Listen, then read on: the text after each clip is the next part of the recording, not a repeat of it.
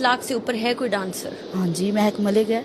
महक मलिक है। माशाल्लाह माशाल्लाह, वो हफ्ते का 29, 30, 38, 40 लाख लेती है स्टेज ड्रामे का।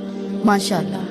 जी जी माशाल्लाह, सुभान अल्लाह। मैं तो कहता हूँ कुरान की 1-2 आयतें भी पढ़ लें। इतना माशाल्लाह किस पे कहा गया है जी कि एक डांस के और एक स्टेज शो के जनाब 40 लाख रुपए कोई है जो लेती है, और उस पर जी माशाल्लाह और बार बार माशाल्लाह रिपीटेडली। मैं तो जितना इसने इस खातून ने माशाल्लाह कहा है, मैंने कहा कहीं कुरान की तिलावत ना शुरू कर दे या कहीं अजान ना दे दे। इतना माशाल्लाह, वो भी किस बात पे कि 40 लाख रुपए जनाब एक डांस शो की लेती है। ला हौला वला कुव्वता इल्ला बिल्लाह। अच्छा देखें, बहुत लोगों के नज़दीक ये पैसा कमाना यही दीन है और यही दुनिया है, जबकि मैं एक वाक़या आपको सुनाता हूँ कि एक मरतबा रसूलुल्लाह सल्लल्लाहु अलैहि वसल्लम सहाबा के हमरा गुजर रहे थे एक जगह से, तो वहाँ पर एक मरी हुई बकरी पड़ी हुई थी। तो आप सल्लल्लाहु अलैहि वसल्लम ने सहाबा से सवाल किया कि ये मरी हुई बकरी कौन खरीदना चाहेगा? तो सहाबा फरमाते हैं कि या रसूल अल्लाह, भला मरी हुई बकरी भी कोई खरीदने की चीज़ है? ऐसा कौन होगा जो मरी हुई बकरी की कीमत अदा करे? तो आप सल्लल्लाहु अलैहि वसल्लम ने फरमाया कि जैसे तुम्हारे नज़दीक इस मरी हुई बकरी की कोई कीमत नहीं है, अल्लाह के नज़दीक इस दुनिया की हैसियत इस मरी हुई बकरी से भी कम है।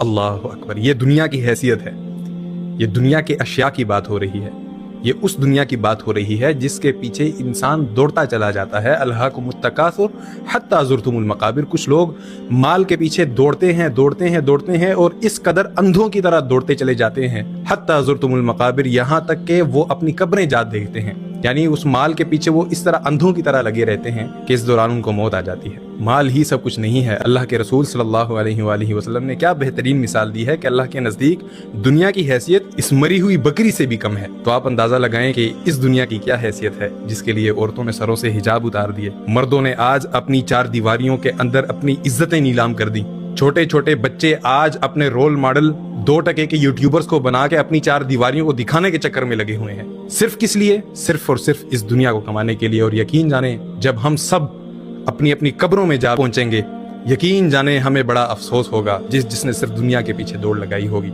उसे तब पता चलेगा कि मैंने कुछ नहीं कमाया। और सूरह फजर की आयत है, यक़ूल या लैतनी क़द्दमतु लिहयाती, कि कब्र में उतरने के बाद जिन लोगों ने आगे कुछ नहीं भेजा होगा वो क्या कहेंगे कि ऐ काश मैं अपनी आगे इस जिंदगी के लिए कुछ भेज देता। और वो उस वक्त ना पैसे की बात कर रहा होगा, ना गाड़ी की, ना बंगले की, ना नुमाइश की, बल्कि वो उस वक्त उन आमाल के लिए तरस रहा होगा जो उसने दुनिया में नहीं किए होंगे, बल्कि जिन आमाल को उसने दुनिया में खातिर भी नहीं लाया होगा, उन आमाल की फिर ख्वाहिश बड़ी होगी।